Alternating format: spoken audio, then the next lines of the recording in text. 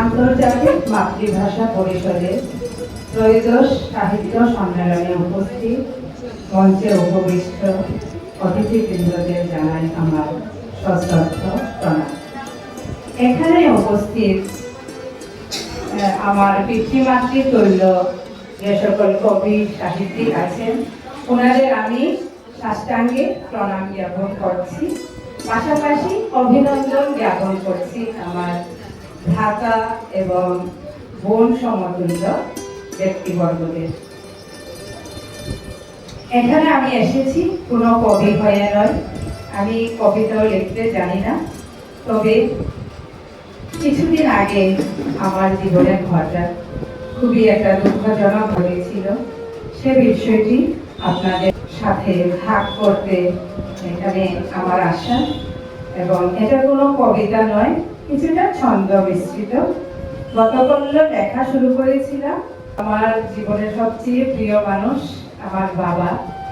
বাবার মৃত্যুর একটা আমার জীবনের একটা ট্র্যাজেডিমূলক ঘটনা, সেই বিষয়টা নিয়ে। বাবাকে হারিয়েছি ঠিক আছে, তবে আমি যখনই আমাদের ভক্ত কাকুকে দেখেছিলাম, আমার বাবা তখন বেঁচে ছিলেন, তখনও আমি বলেছি যে আপনি দেখতে অনেকটাই আমার বাবার মতো। ওনাকে দেখলে আমি সবসময় আমার বাবার কথা স্মরণ করি। যদিও আমি বাবাকে হারিয়েছি, তবুও আমি আজকে ওনার মধ্যে আমার বাবাকে খুঁজে পাই। তাই এটা বলার আগে ওনাকে একটা প্রণাম দিতে চাই। নাম দিয়েছি নিঝুম দোলের বর্ণহীন হলে। প্রকৃতি সেজেছে নবরূপে নবরঙে, বইছে বসন্তের হাওয়া, ফাগুন মাসের ফাগুন শুভেচ্ছা করছে আনাগোনা। মেতেছে সবাই প্রভুর দোল যাত্রায়, বাজছে শ্রীহরির নাম তিথি দোল পূর্ণিমায়। এদিকে বাবা রইলেন বিছানায় খানিকটা অসুস্থ অবস্থায়। তেমনি দেখে মা আসেন নিয়ে প্রভুর প্রসাদ মন্দিরে গিয়ে। প্রসাদ খেয়ে বাবার আনন্দিত মন খানিকটা চিন্তিত হয়ে করলেন আমাদের ফোন। আমরা গিয়েছিলেন নবদম্পতির বিবাহ অনুষ্ঠানে। ফোন দিয়ে এলাম ঘরে উদ্বিগ্ন মনে। এসে দেখি উনি বসে আছেন বিছানায়, বিশ্রামরত অবস্থায় আমাদের পৌঁছনের প্রতীক্ষায়। আসা মাত্র মনের ভাব ব্যক্ত করলেন, বাথরুমে যাওয়ার জন্য হলেন ব্যস্ত। সাবান সুগন্ধি দিয়ে উষ্ণ গরম জলে দিলেন হালকা চান করিয়ে আর মোছাই। তেমনি অবস্থায় শুধালেন আমায়, ওরে মাগরে, কেন যেন আজ খুবই কষ্ট হচ্ছে রে। হাঁটলাম স্বামীকে বিছানায় বাবাকে নিয়ে যেতে। কয়েকটা পদক্ষেপ দিতে না দিতে ওনার অবলম্বন লাঠি লুটিয়ে পড়লো মাটি। স্বামীর ডাকে আমিও গেলুম দৌড়ে। বাবা হাত ছেড়ে দিলেন স্বামীর ঘাড়ে। জড়ো হয়ে ভাই বোন জামাতা সকলে মিলে অজ্ঞান বাবাকে বাঁচানোর সকল প্রচেষ্টা চলে। পাম্প দেওয়া আর সিপিআর দিয়ে দিয়ে নিকটবর্তী হাসপাতালে যায় দিকে। ডাক্তার এসে ঘোষণা দিয়ে যায়, বাবা আর ইহ জগতে নাই। সকলের মাথায় যেন আকাশটা ভেঙে পড়ল। ঈশ্বররূপী অভিভাবককে চিরতরে হারিয়ে বাবার নিথর দেহ এলো ফিরে ওনার বাসভবন।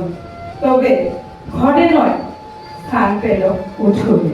বাবা চিরনিদ্রায় নিদ্রিত হয়ে রইলেন বিছানায়।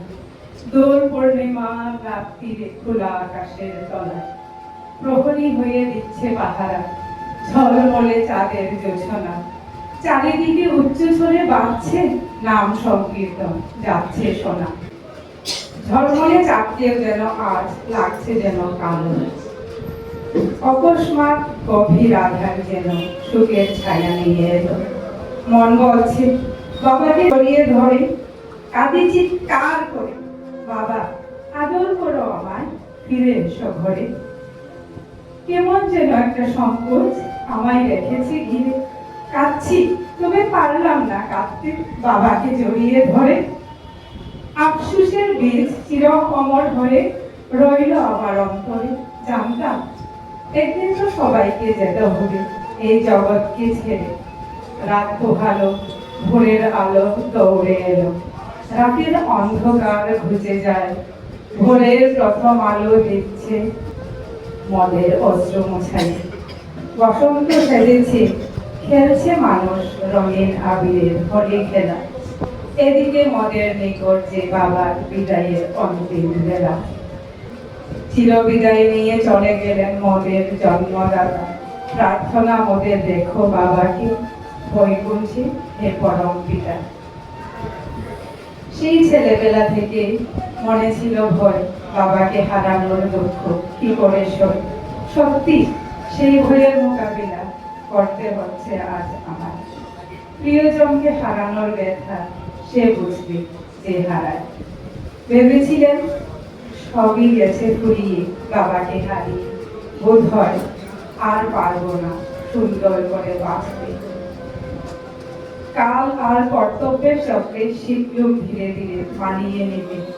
আসলে আমরা বদ্ধ হয় মায়া জানে, বলতে গেলে কেউ কারোর নয়। হে সর্বশক্তিমান ঈশ্বর, সকলের তরে যাও দাও স্বচ্ছ শক্তি, তোমার ভক্তিতেই হোক সবাকার মুক্তি।